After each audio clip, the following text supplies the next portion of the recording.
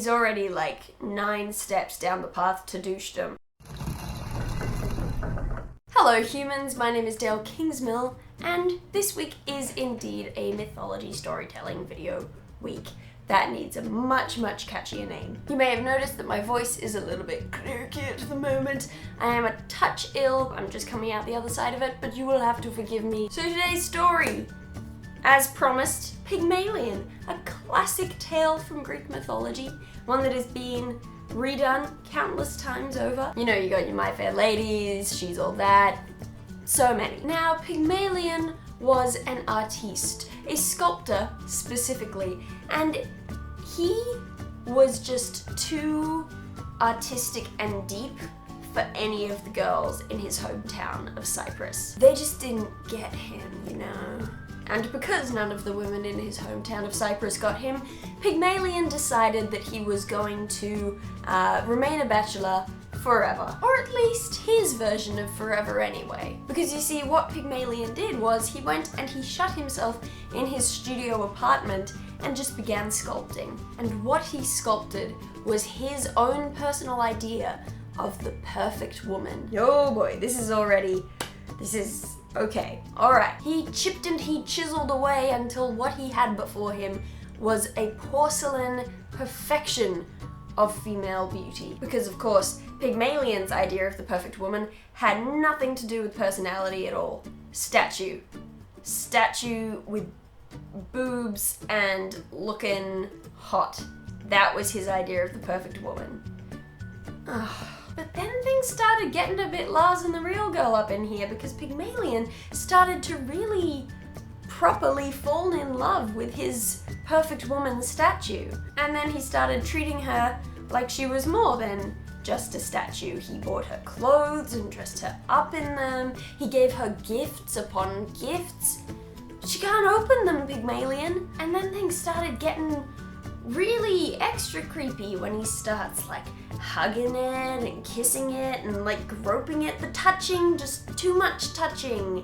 And finally, all of this bizarre, creepy activity culminated in Pygmalion laying out this porcelain statue on the finest bed he could find, covered in purple linens and silks, and just, it was a very fancy bed, and he laid her out on it and called her his bride.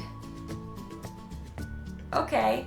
By this time, a festival for Aphrodite was happening in Cyprus, and so Pygmalion went into town and he gave grand offerings to the goddess, and he sat down and prayed. And I say pray, but what I really mean is he asked for a wish. This all happened publicly, so Pygmalion couldn't quite bring himself to admit that he'd fallen in love with a statue that he himself had made. He didn't want to seem like a weirdo after all. And so instead of asking Aphrodite to grant his wish that his statue be brought to life, Pygmalion wished that Aphrodite would provide him with a woman who was exactly the same as his statue, but, you know, a woman, a living and alive woman person. Aphrodite heard Pygmalion's prayer wish, but being a goddess, she knew what his real heart's desire was, and she dropped into his studio apartment while he was out at the festival to see exactly what this statue he'd made was like, and how he could possibly have fallen so deeply in love with it, to the point where he wanted it to be brought to life just to be his wife. And so Aphrodite went into the room with the fancy bed and saw the ivory statue laid out on its super posh sheets and whatever, and she was shocked to see that the statue looked exactly like herself. "This man has good taste," Aphrodite said, and she granted him his wish. Pygmalion, back at the festival, sees the fire jump up 3 times and goes, "Yes!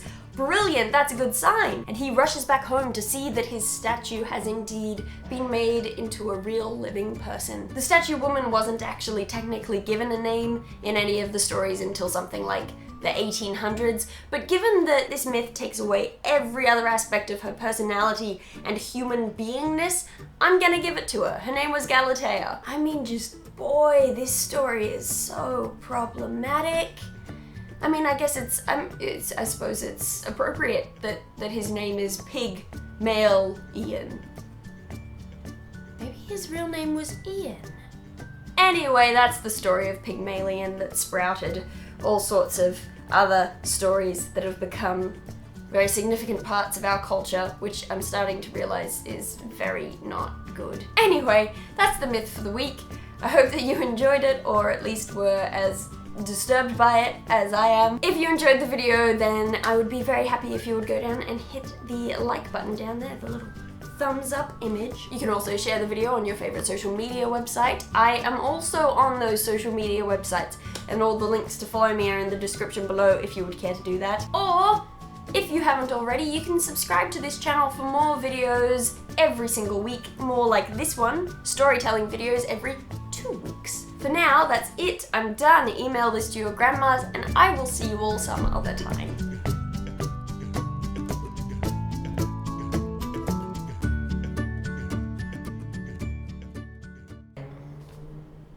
There they are again. They return. Haven't been here this whole time that I haven't filmed, and now they arrive right now.